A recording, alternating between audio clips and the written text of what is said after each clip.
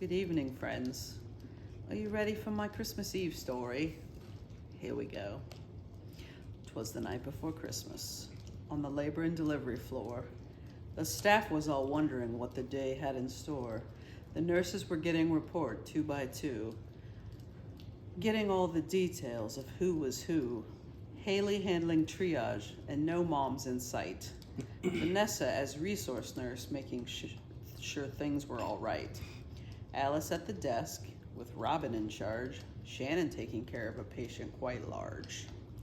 Maddie with an induction on her second day. Karen with an auntie here for a long stay. Haley taking care of a labor in 2. Rachel wearing a mask for the lady with the flu. Cooper checking rooms for a small birthing ball. Fulfer and David chatting in the hall. The day started easy, with the staff full of worry. As you know, things change here in a big hurry. When roundabout evening, just going on 6, came a French-speaking lady making those painful clicks. Moaning and hollering, calling, Mon Dieu! Calling for her savior of pain, Jesus. Ironic, on the night of our dear Jesus' birth, Dr. Fulfer chuckled to herself, concealing her mirth, as the poor lady suffered and groaned with each pain, and her husband looking worried, his eyes filled with strain. Dr. Reish at the bedside, getting ready for a cervical check. Dr. Lee ran into triage and asked her to hold on just 1 sec. She remembered this patient from the office one day and knew that the placenta was in the way. With placenta previa and the patient laboring fast, the team knew what needed to happen at last. Dr. Morrison and Winter were informed in a flash. Carly and Yo headed to the OR at a dash. The team getting ready for the urgent OR case. The nurses prepping the patient in a well-organized race. As the night team was arriving to start their shift, they quickly realized they needed to be swift. Doctors Patel and Armstrong putting orders in epic. Tanya and Tamara joining in a pace that was hectic. To get instruments ready and orient to the floor, despite the fact that they just walked in the door. Tracy made a case, lickety-split, Robin giving Allison the UNL bit. The rundown of a mostly routine type of way they'd had until now on this pre-Christmas day. Meanwhile, at the front of the unit arriving was all of the night shift just now reviving from their sleep on this day that for most was work-free, but nurses never rest when they work L&D. After the night shift clocked in, they got right to work. Their duties the staff never will shirk.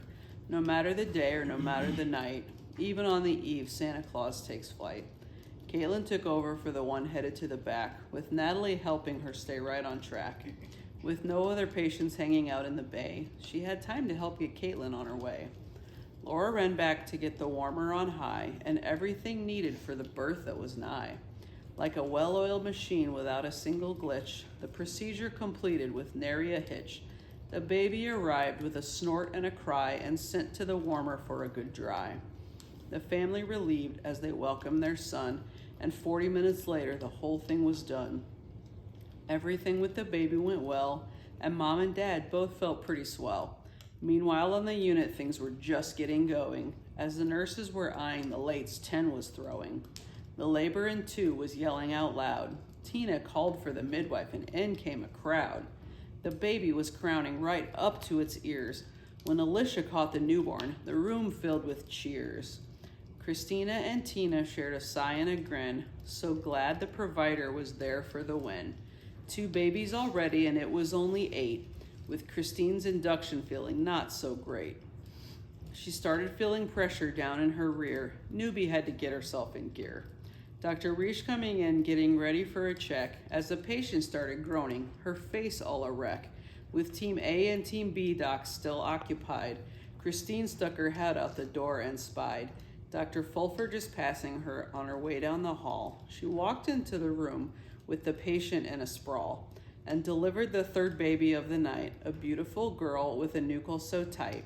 But she screamed right away with a blessed sound as her father and grandma gathered around. With smiles and laughter and a unit full of joys, the staff has no need for presents and toys. With the 3rd baby out, now the staff could address the baby with D cells that was causing them stress. Haley's patient was difficult to move with her size.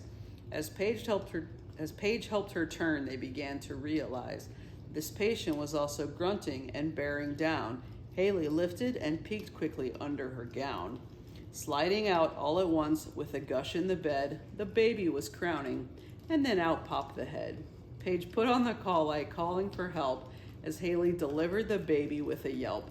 Gabe came in first and threw on some gloves. Baby cried and was placed on Mom's chest for some loves.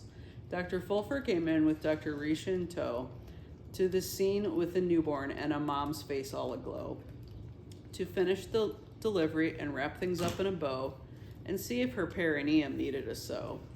As things settled down and the staff got to sit, they realized at last how truly late was it. It was almost midnight on Christmas Eve, a faster night than any of them could conceive. They delivered 4 babes and could finally settle with a seat at the desk and coffee from the kettle. They rang in the holiday, telling wild stories of all the experiences and all of the glories of Christmases past, working hard on the floor while waiting each night to see what was in store. They chatted the night through and stirred from their seats when Santa came round to bring them some treats. At 06:15, as the sun started rising, there came a double alarm, loud and surprising, from the pager Gabe wore on a scrub shirt each shift, that today's shift would wait, their first Christmas gift. A transfer requested down to Sarah Bush, that to the next team they thankfully could push.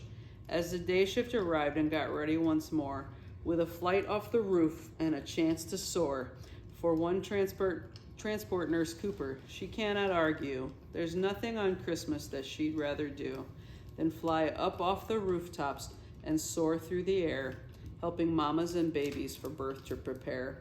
As she lifted off the roof and soared out of sight, she whispered, "Merry Christmas, and to all